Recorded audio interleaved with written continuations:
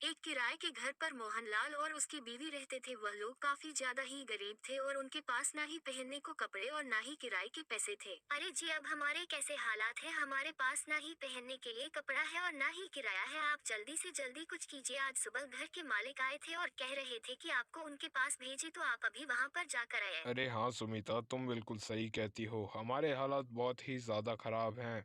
ना हम लोगों के पास पहनने के लिए कपड़े हैं और ना ही देने के लिए किराया, लेकिन हम मुझे कोई ना कोई काम तो ढूंढना ही होगा। अरे जी, आप ये सब बातें छोड़िए। पहले आपको मालिक ने बुलाया है ना, तो जाए और उनसे बात कीजिए, वह क्या कहना चाहते हैं। फिर मोहनलाल अपने घर से निकल जाता है और फिर उनके मकान मालिक धनीलाल सेठ के पास उनके घर की ओर जाता है। फिर वह उनके घर के अंदर जाता है और उसे धनीलाल सेठ घर पर ही मिलते हैं। अरे वाह मोहनलाल, तुम तो इतने जल्दी आ गए। चलो अब पैसे दे दो मुझे अपने मकान के। किराया तो टाइम टू टाइम लेता ही रहूंगा मैं। अरे धनीलाल जी, मेरे पास अभी पैसे नहीं है। मैं सोच रहा था कि आपको अगली बार दे दूंगा, साथ में ही अगले महीने के अंदर आपके पास आ जाएंगे दोनों के पैसे। क्या है ना, वो अभी मेरे पास कोई काम नहीं है, इसलिए मैं घर पर बेरोजगार बैठा हूँ और पैसा नहीं कमा रहा, इसलिए आपको किराया नहीं दे पा रहा हूँ। अरे क्या बात कर रहे हो मोहनलाल, मैंने गांव में सबसे अच्छा कर दिया है तुम्हें कि तुम किराया भर दोगे, लेकिन तुम तो किराया देने का नाम ही नहीं ले रहे। अगर घर में रहना है तो पैसे दे दो, वरना कल ही निकल जाना मेरे घर से। लगता है अब मुझे घर से ही बाहर होना पड़ेगा।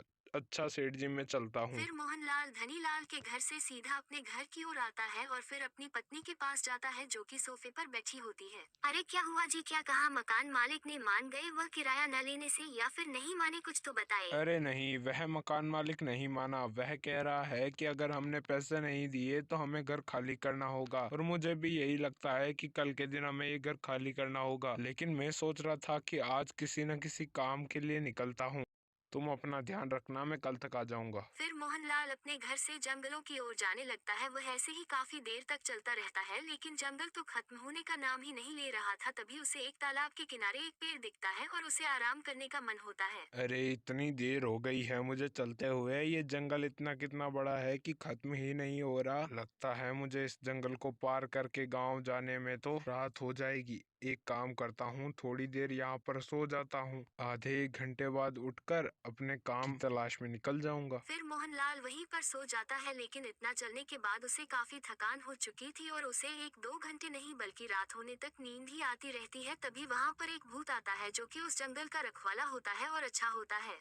अरे ये आदमी कौन है और यहाँ पर क्यों पड़ा है? हुलिया देखकर तो लगता है कि काफी गरीब है बेचारा। लगता है थक गया होगा चल चल के, इसलिए यहाँ पर आकर अपने नींद पूरी कर रहा है। अरे भैया उठो, मैं तुम्हारी सारी परेशानी दूर कर दूंगा। तभी मोहनलाल अचानक से उठकर खड़ा हो जाता है। अरे तुम कौन हो? अरे तुम तो भूत हो। अगर तुम मुझे खाने आए हो तो खा लो, क्योंकि अब मेरे जीवन का कोई मतलब नहीं है। क्योंकि मैं अपने जीवन में ना ही खुद को सुखी रख सका और ना ही खुद की बीवी को। और कल के दिन तो मेरी बीवी के हाथ से हमारा घर भी चला जाएगा, क्योंकि हमने किराया ही नहीं भरा है। अब मरने के अलावा और कोई उपाय भी नहीं बचा है। अरे नहीं नहीं दोस्त, मैं तुम्हें मारना नहीं चाहता। मैं तो बल्कि तुम्हारी मदद करना चाहता हूँ। मैं इस जंगल का रखवाला हूँ। मुझे एक तांत्रिक ने यहीं पर कैद कर दिया था और कहा था कि जिंदगी में जब भी तुम एक अच्छा काम करोगे, तब तुम्हें उसी से मदद मांगकर अपने आप को छुड़वाना होगा।